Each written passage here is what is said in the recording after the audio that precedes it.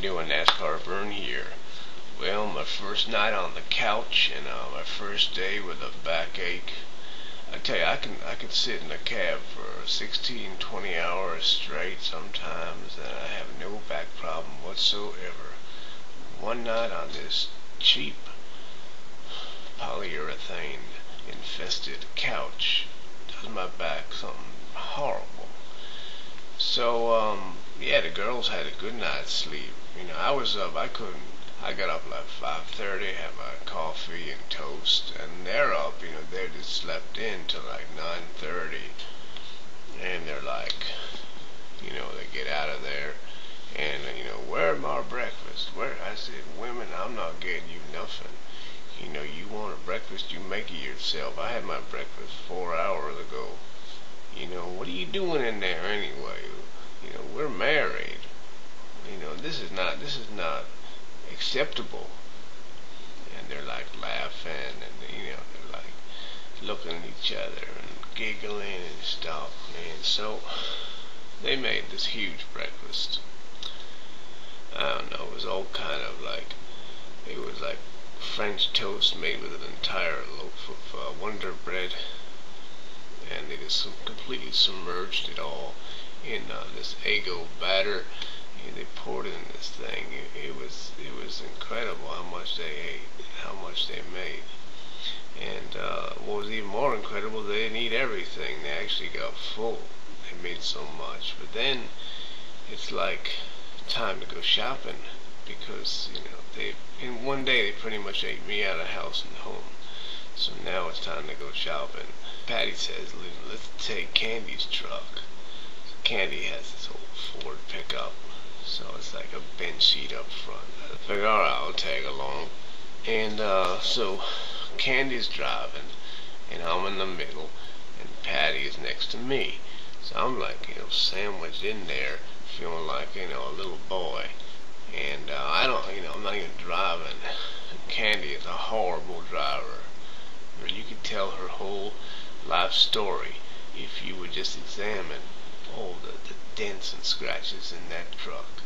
It's like you can read someone's palm, and you could read her truck and see her whole life, and you could probably see where she's gonna die, because you could just look into the future in that truck scratches.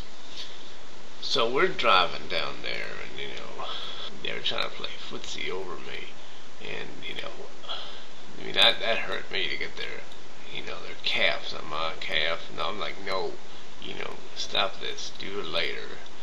So they held off out of respect for me, and we got to Walmart, and we pretty much, I went my separate way. I let them go into the food area, and what's nice about Walmart is they got these really wide aisles. They're custom made for a plus size woman. And so, the girls are real happy there, and I can get lost in one of those stores. I can do a lot better, even without a map, at night time in the middle of Nebraska, just following the stars. And I would get lost easier in a Walmart, let me tell you that. But they know exactly where to go. They follow their noses, and it's like, boom, seafood aisle. Let's see what the ocean has today, And then they go to the meat aisle. Let's see what the heartland can provide for us. It's like, devouring all kind of stuff. And they had multiple. What's interesting, they had a convoy of shopping carts. They had these bungee cords they brought with them. I've never seen this. This is something Candy figured out. And they attach a bungee cord and make a convoy out of these shopping carts. And they can string 5, 6, 7 carts together, and one of them is, sort of on the side, guiding it along, the other's in the back pushing. So, then I hear this big crash, and they hit one of the display aisles, and so I had to go over there and help them, and help them get out of there, and that mess. So I started, just going along with them, and everybody's looking at him like, man, look at this shopping cart convoy. Anyway, in about 4 hours, we're out of there, and we're going to fill up the entire back of that pickup truck with stuff, just all food. well, mostly frozen stuff, but a lot of like, what most people be staples, but for them it's just snack food. The drums of pretzels and chips and pork rinds and all that good stuff. I could live for years on what they live on in 1 month. Really, I really could. So we're driving back, and they're in such a good mood because all this food around them. That's when they're at their finest. I mean, I always had the best time with both of them when we were around the smell of food.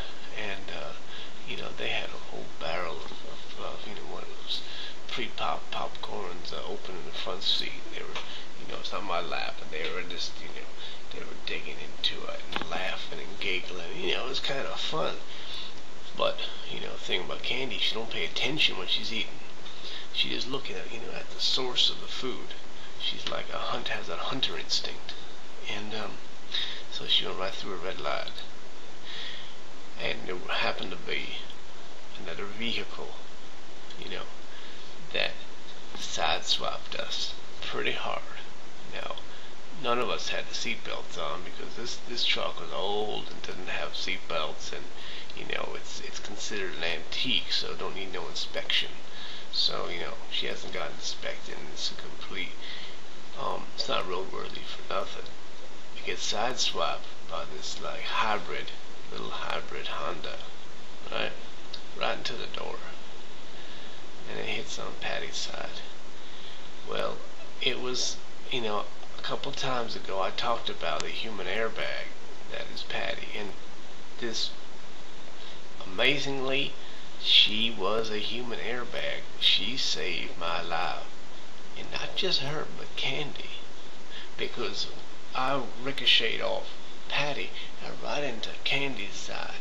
And I was just covered in this mass of cellulite. I was protected, and it was better than any airbag, I'll tell you that much. Because the airbags, you can actually break your nose when they come out and you get all covered with powder. But this was beautiful. It was just like a sea of flesh all around. I felt the love. They were screaming and everything. They weren't hurt. You cannot hurt them. They just have too much natural protection around them. But the Honda driver, man, he was in a bad shape, even with the airbag. His crumple zone crumpled right on his crumple zone, if you know what I mean. And he was in some pain.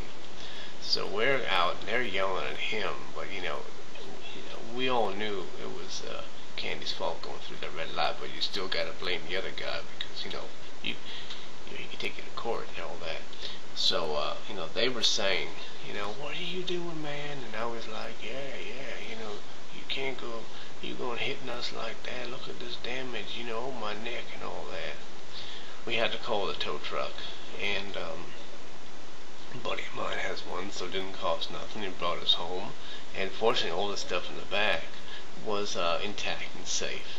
And the guy had to go to the hospital, and I think I'm gonna pay him a visit because I do feel bad about that.